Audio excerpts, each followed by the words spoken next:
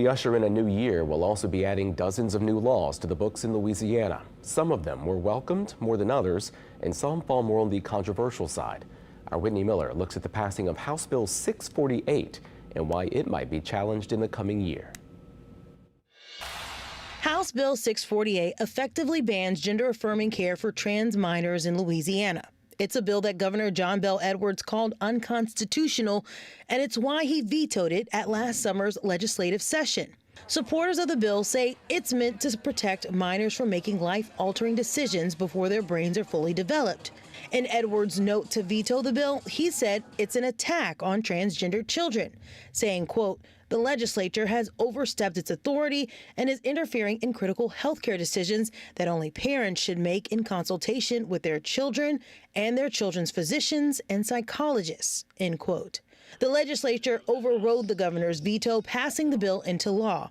Then, in a statement, Edwards wrote the bill, quote, "needlessly harms a very small population of vulnerable children, their families, and their health care professionals. I expect the courts to throw out this unconstitutional bill," end quote. We asked our political analyst Clancy DeBose the likelihood the new law will get struck down. It's always impossible to say how a court will rule. It's a 50-50 chance in something like this. You can predict that the courts will affirm it, or you can predict that the courts will throw out the law, and it's like a flip of a coin. DuBose says it's very common for laws like these to be challenged in federal court.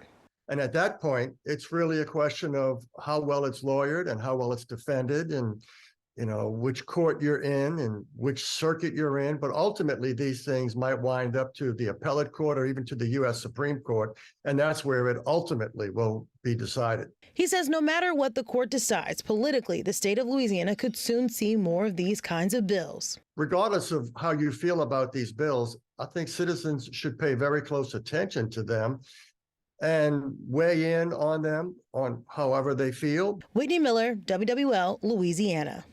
And here are just a few other bills taking effect January 1st.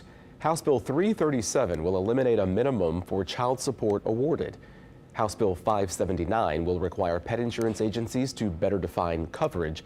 And House Bill 398 will require those being flown to offshore oil and gas rigs to wear life jackets equipped with locator beacons.